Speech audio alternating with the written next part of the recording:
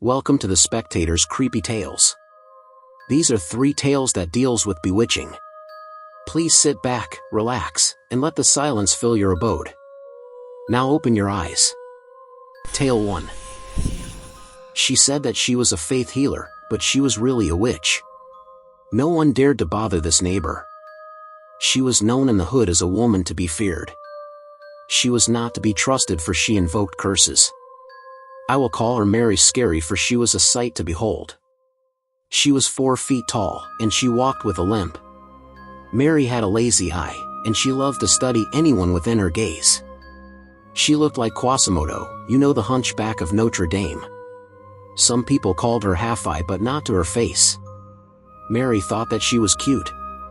She wore a makeup shade that was too light for her. I thought that she was wearing a mask and celebrated Halloween every day. I was just a kid. I didn't know any better. I was just seeing Mary Scary in her rare form. When she smiled, the red lipstick that she wore highlighted her yellowish-brown tarnished teeth.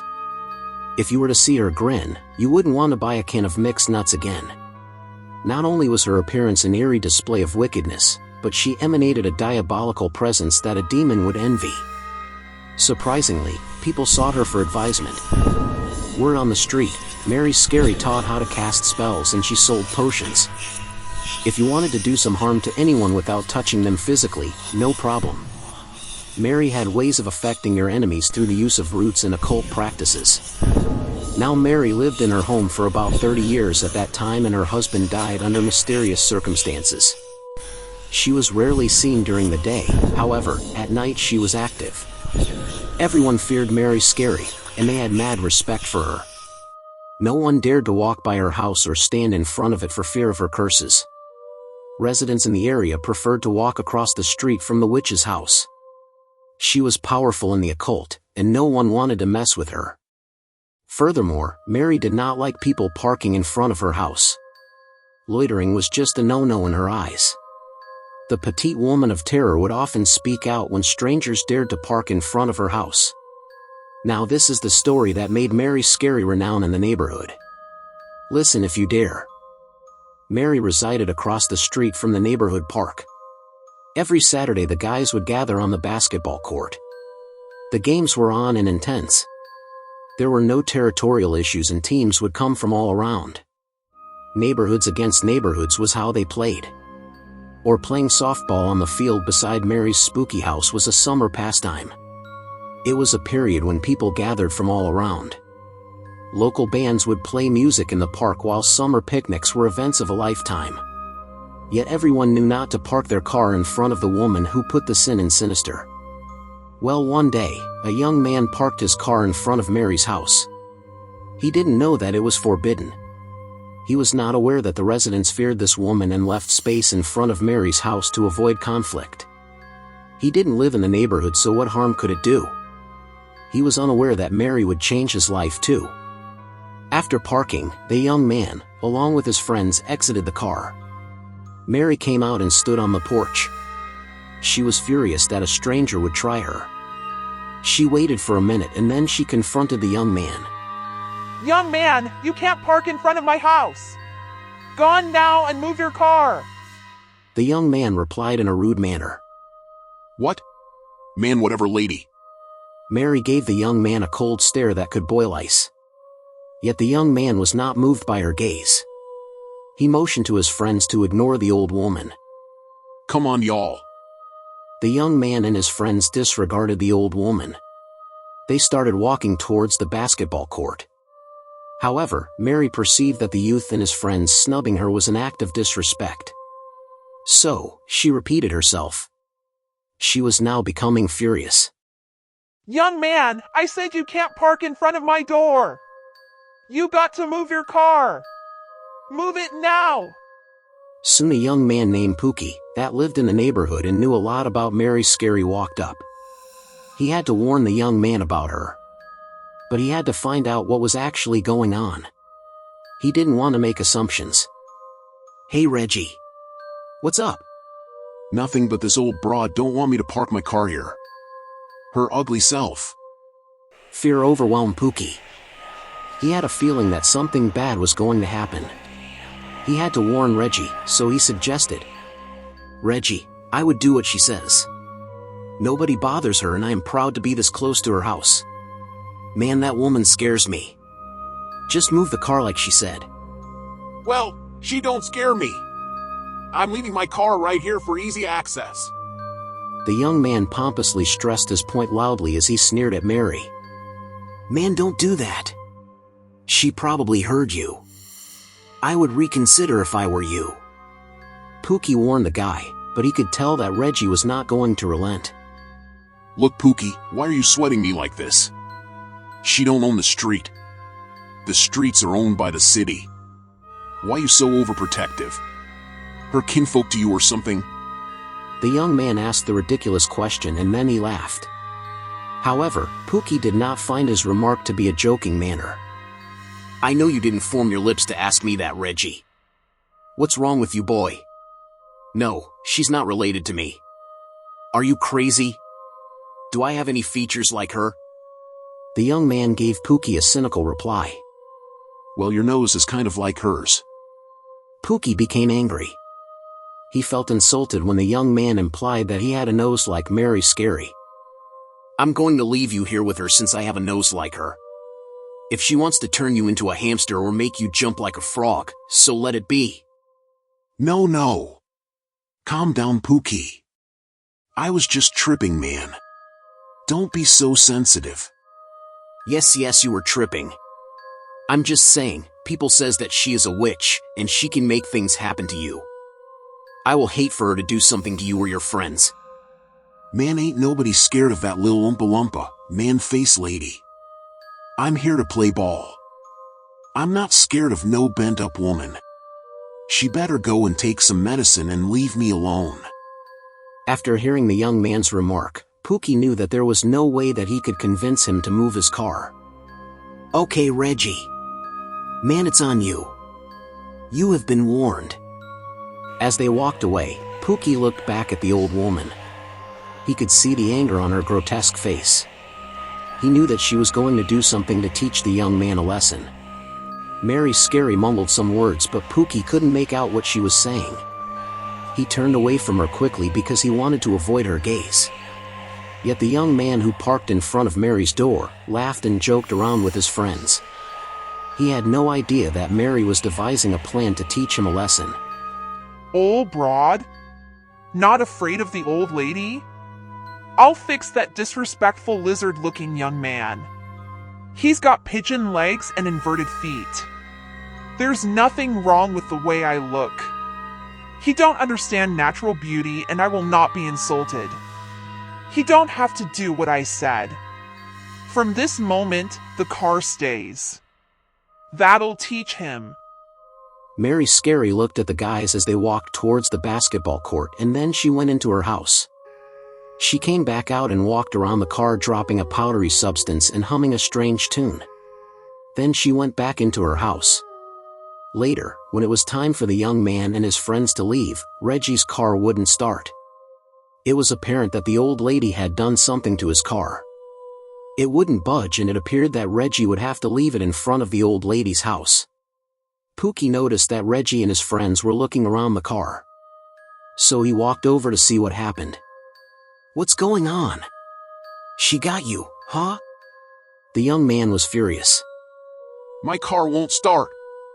That fiendish old lady did something to it. Look at all this white powder sprinkled around my car. It looks like baby powder. She's got strange symbols there too. "I told you that she would probably do something, man."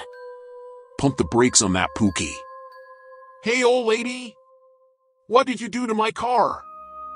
"Man, you are hard-headed. Don't do that. She may hear you. I told you that that lady was a witch. You wouldn't listen." Reggie was becoming annoyed. He didn't care about the old woman. He wanted to be able to drive his car. What? Man, please. She's not a witch. She's a hateful broad who's mad because she was born ugly. No man wants her. She needs to be sprayed with Raid. Reggie, you are just making matters worse. Man, don't you know by now? I don't care. Pookie looked up at the witch's house and could see the woman looking out the window. She was a disturbing sight to encounter. Insidiously, she displayed an evil grin which lined her face like the Batman's nemesis, the Joker. Mary murmured as she looked out the window. Her eyes were fixated on the driver of the car. Then she looked at Pookie and winked. Pookie gagged at the thought that this woman winked at him. "Reggie, the least you could do is say you're sorry. Maybe she will release the spell from your car." Pookie, I'm not saying nothing to her. I'm calling my father. That's how I'll handle it. The other guys looked on in fear. They knew that Reggie's car was in good condition until he chose to park in front of the old lady's house. Even the house and environment of old Mary was eerie with an air of darkness. Eventually, Reggie believed that Mary was a witch, yet his car had to sit in front of her house. He looked up at the old woman's house and she was sitting in a rocking chair looking out the window at him. The young man wanted to confront her and curse her, but he was urged by his peers to leave her alone. Plus, he saw a blackness more obscure than a shadow behind her. The wrinkles that lined her face showed her true nature as being a sinister woman that could not be reckoned with. Reggie backed away from the car. He, along with his friends, walked home. The next day Reggie returned with his father and a mechanic. However, he was still unable to move his car. The old woman was still looking out of her window and wearing the same clothing. He tried all that he could for 2 days to get his car to start up, but he had no luck. Each day, the woman wore the same clothing. It was only on the third day when Reggie returned to his car that it started. The news spread.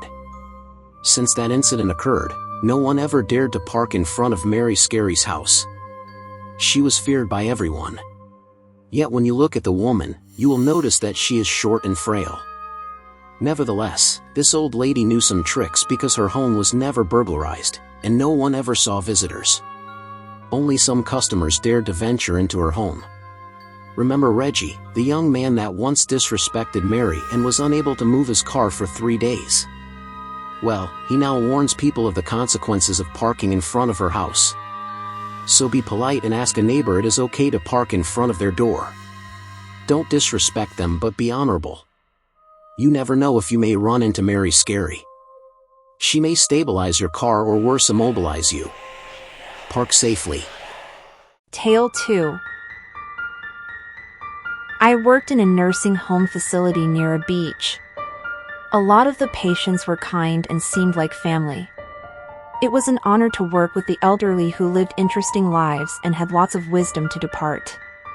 For privacy purposes, I have changed the names of the individuals that will be discussed in this mystery. Here's my story. Well, my favorite resident was Mr. Harry. Mr. Harry was a real nice man, and he used to call me his girlfriend. I knew he was only joking, but he was a character.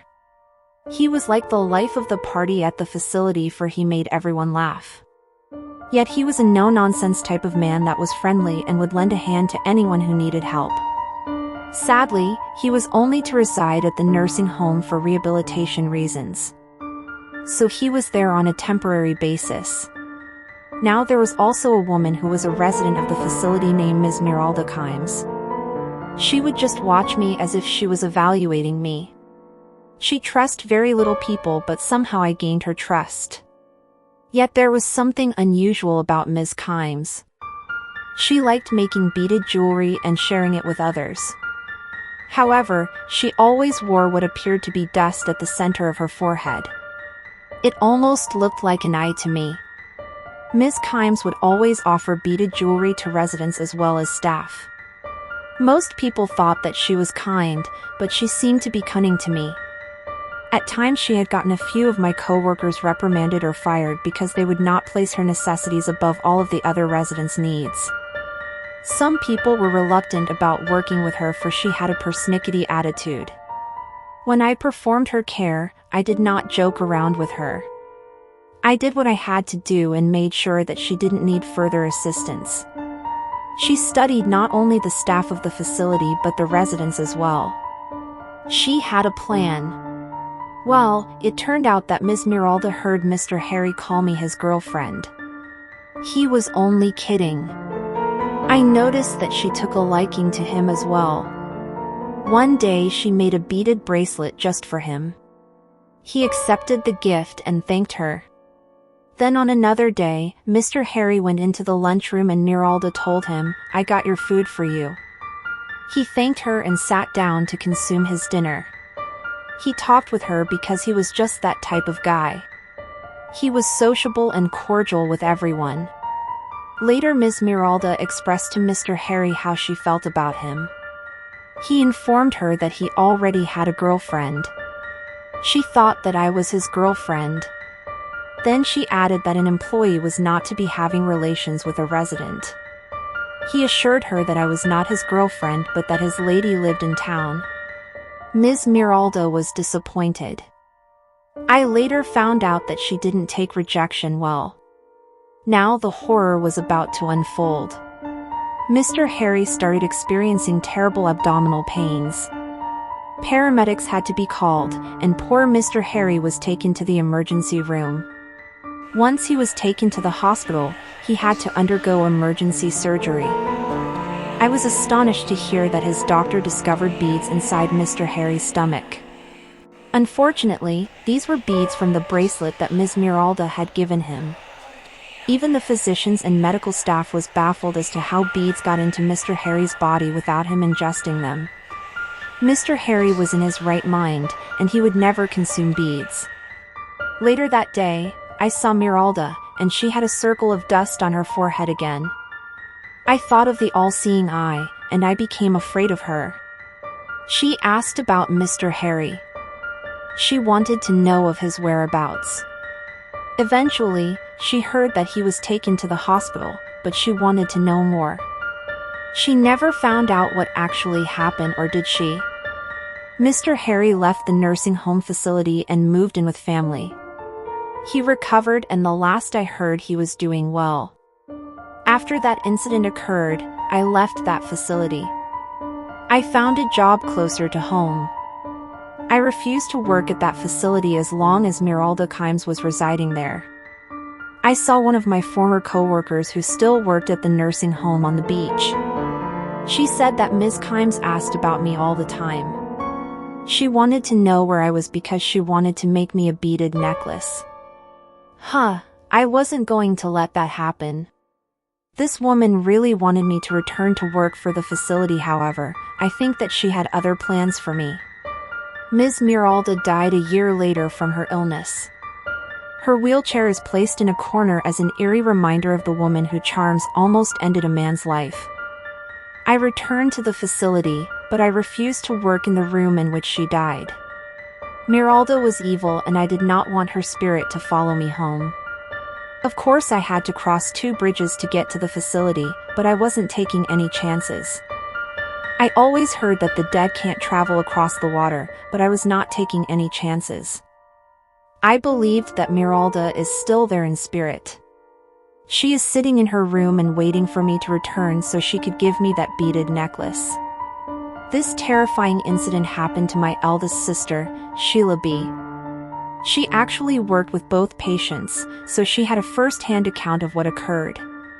So don't think that everyone has your best interest when they offer you a gift. They may just be planning your demise. Stay safe, folks. Tale 3.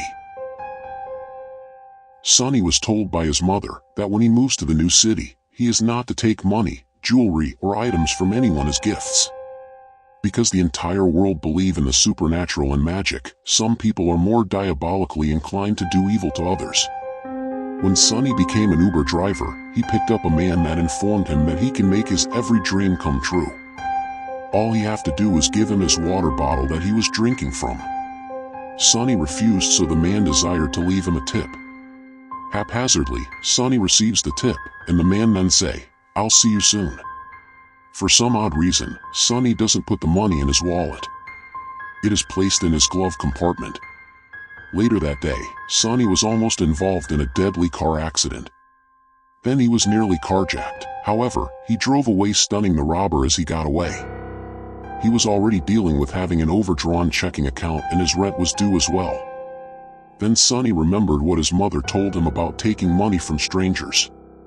He recalled the man that gave him a tip, and he realized through the Holy Spirit that he was dealing with a warlock. He prayed that night that the Lord would continue to give him guidance every day. The next day he went to work believing that he was safe and in the hands of the good Lord. Sonny thought about everything that transpired. He decided to remove the money from the glove compartment and put it in his jacket pocket. Also wanting to settle the matter, Sonny decided to go to see the warlock. He wanted to return the money to him. When he arrived at the man's apartment, he saw a yellow crime scene tape across the apartment door. Sonny exited his car and stood next to his vehicle. It was an active crime scene, and he didn't want to disturb anything. Yet he was puzzled as to what may have happened. Suddenly, a woman noticed Sonny. She walked over and commenced to explain what happened. Hello, my name is Wilhelmina Foster. Are you looking for Mr. Eliakim? Sonny looked at the woman. Perhaps she was a relative, so he responded to her. Yes. Yesterday I was his Uber driver, and he left something in my car. I just wanted to return it to him. What happened here? No one knows. Well, it isn't truly clear what occurred. His lovely daughter came to visit and found him unresponsive. He wasn't breathing either. That is so strange. Do you think that he may have had a heart attack or something? Then the woman said something so alarming. Someone shot him several times. 2 times in the heart, 1 time in the head, 2 times in the stomach, and 1 time behind the ear. It was horrible. Mr. Eliakim was an odd character, quite horrible, but he didn't deserve this. Sonny perceived that Wilhelmina did not like Mr. Eliakim. He didn't want to indulge in a negative conversation regarding a deceased man, so he decided to politely excuse himself. He was horrible too. Wow. That's bad. Thank you for telling me. Well, I'd better be going. Wilhelmina was surprised at Sonny's response, and that's when she realized that he was a kind-hearted young man. Being a witch, she had already recognized who he was, and she knew that she could not beguile him with her seducing spirit. His sensitivity to spirits good and bad was keen, and she had to be careful. She continued to talk to him so she wouldn't seem odder than she appeared. Well, that's what I heard. Hey, his daughter probably will be by tomorrow to gather his things. Whatever you had to give to her father, you can give to her or just pass it on. Oh? Well, I'll come by tomorrow. He certainly didn't deserve what happened to him, right? Sonny asked.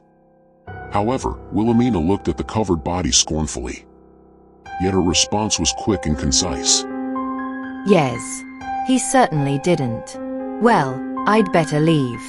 My work here is done. Goodbye, young man.